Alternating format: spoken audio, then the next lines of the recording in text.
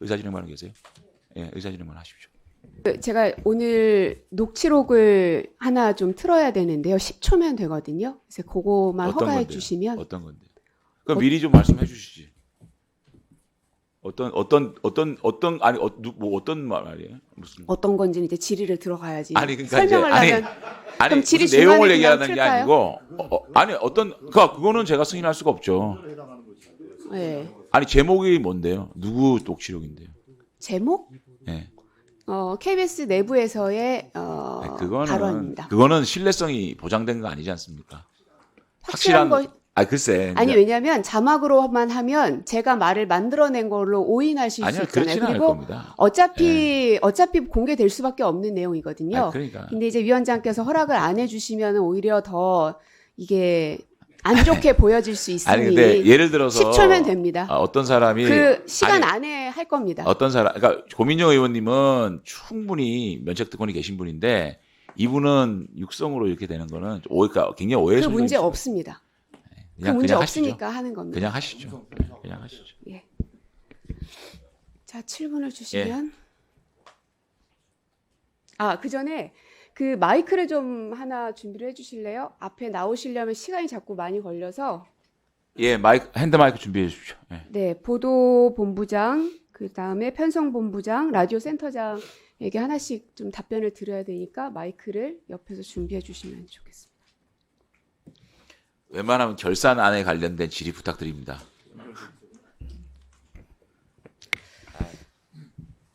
네, 질의 시작하겠습니다.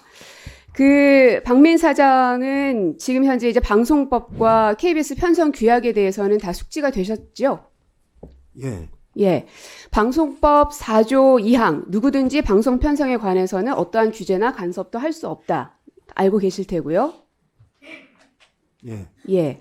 그리고 KBS 편성규약 6조 3항을 보시면 취재 및 제작 책임자는 방송의 적합성 판단 및 수정과 관련해서 실무자와 성실하게 협의하고 설명해야 한다라는 조항도 있습니다. 알고 계십니까? 예, 알고 있습니다. 네.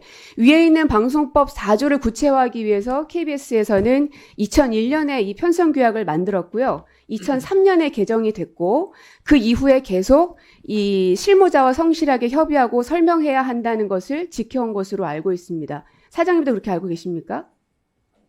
예. 네. 그러면 예전에 그 세월호 참사가 있었을 때 이정현 전 홍보수석이 방송법을 위반해서 유죄 판결 받은 거 기억하시죠? 예, 뭐 정확한 내용 기억 안 나지만 그런 게 있었던 건 기자이셨는데 네. 모를 리가 없지요. 그만큼 방송법을 사법부에서도 중요하게 판단한다는 아주 역사적인 사건이었는데요.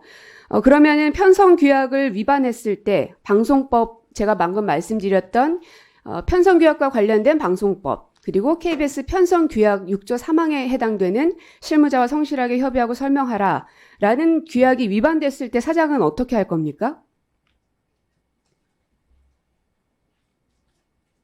어렵습니까, 질문이? 편성 규약을 위반했을 때 어떻게 하실 거냐 물었습니다. 그 위반의 주체가 누구인지 또 어떤 방식으로 위반한지에 대해서 내용도 알지 못하는 상황에서 사장이 어떻게 하라고. 편성 규약을 위반했을 시 당연히 징계가 가야 되겠죠. 아닙니까? 징계 안 할 수도 있습니까? 사장이 마음대로? 예, 해당 그 상황을 정확하게 앞뒤 전후 맥락을 봐야 되겠죠. 해당 책임자가 그 편성 규약에 규정된 내용을 위반했다는 게 명백히 확인이 돼야지 제가 뭐 징계를 하겠다 안 하겠다 이렇게 밝힐 수 있어요. 그러면 명백히 위반이 되는지를 알려면 조사부터 들어가셔야겠네요. 예, 만약에 그런 문제가 제기되면 조사를 해봐야죠, 정확. 네. 자, 아까 그 사장님께서 9시 뉴스와 더 라이브 폐지 결정과 관련해 당시에 내부 논의에 따라서 보도본부장, 편성본부장이 결정한 것으로 알고 있다고 말씀하셨는데 맞습니까? 네, 그렇게 알고 있습니다.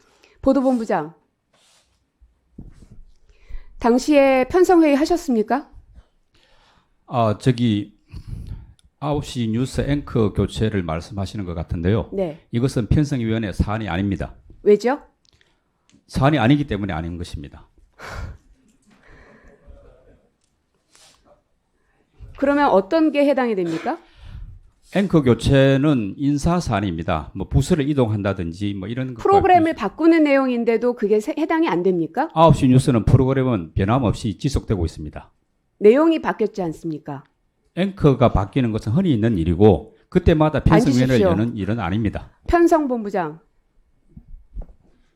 네. 더 라이브 폐지는 어떻게 편성회의 하셨습니까? 더 라이브 폐지는 그 당시에는 그 코비스 게시를 통해서 사내 인트라망인 코비스 게시를 통해서 편성 변경을 한 겁니다. 그러니까 바로 폐지가 된 것은 아니고요. 그러면 어쨌든 폐지가 됐는데 거기에 관련한 편성회의를 하셨냐고요? 편성 회의는 그 산하 부장단하고 했습니다. 누구누구를 하셨습니까? 그 이름을 못 말하면 직책만 얘기하십시오. 저기 잠깐만요.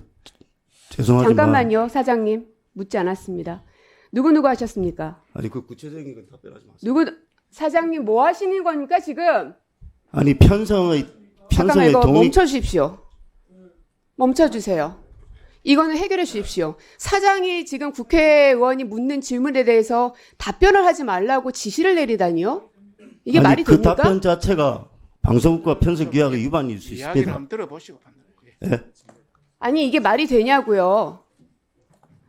저분이 지금 위원장입니까? 과방위?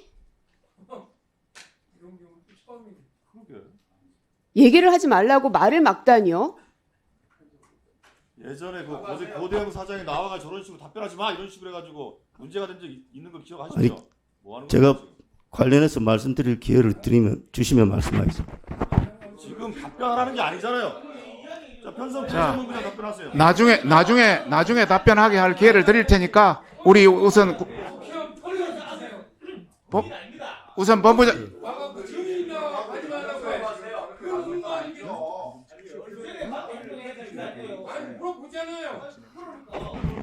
자, 저게 자 정상입니까? 조용히 하세요. 자기 발언 아니면 조용히 하세요. 자, 어차피 의원님, 지금 바- 아니요 위원장님 해결하십시오. 발언하십시오. 사장한테 사과 좀 일단 받고 나중에 내가 뭘 들어보고 나중이에요? 판단하겠습니다. 기회를 주고 아니, 일단 먼저 발언하십시오.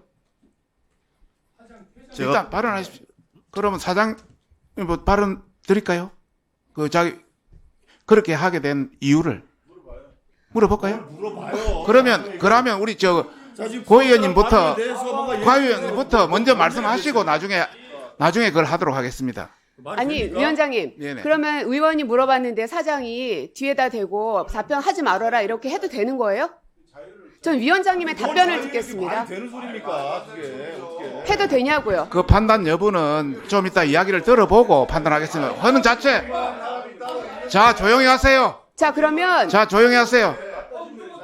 자, 위원장하고 자, 조용히 하세요. 박민 사장하고 둘이 그럼 협의하십시오. 조용히 하세요. 해도 되는지 안 되는지. 조용히 하세요.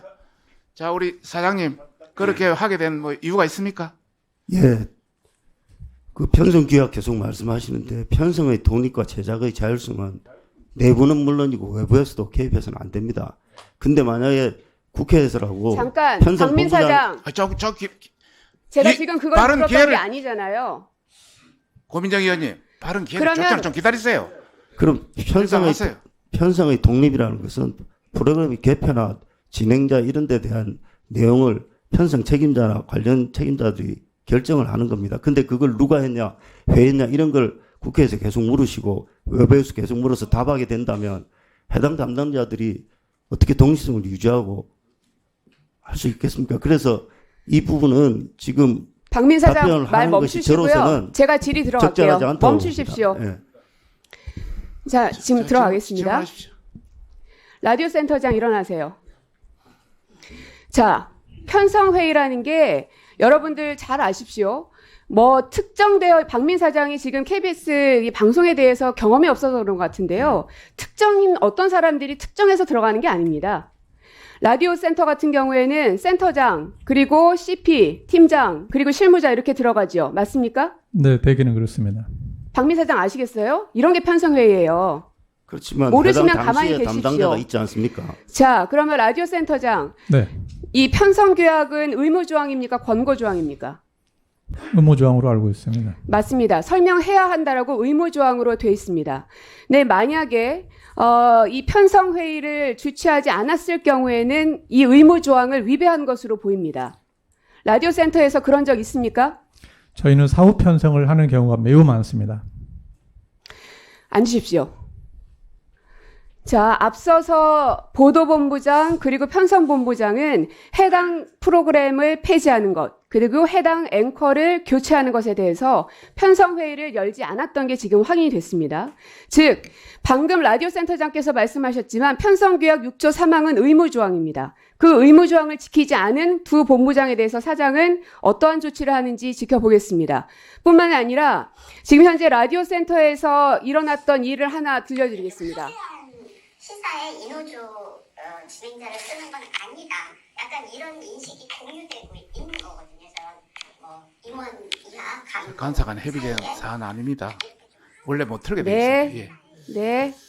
자, 뭐라고 했냐면 이렇게 좀 하드한 시사에 인호조 진행자를 쓰는 건 아니다. 이런 인식이 공유되고 있는 거거든요. 라고 CP가 얘기하는 녹취록입니다. 라디오 센터장 다시 일어나십시오. 적절합니까? 뭐라고요? 이런 발언이 적절합니까? 인호조 진행자를 쓰는 건 아니다. 이런 인식이 공유되고 있다. 이런 발언이 적절합니까? 편성회의에서? 그럼 어떤 다른 회의에서는 적절합니까? 마이크가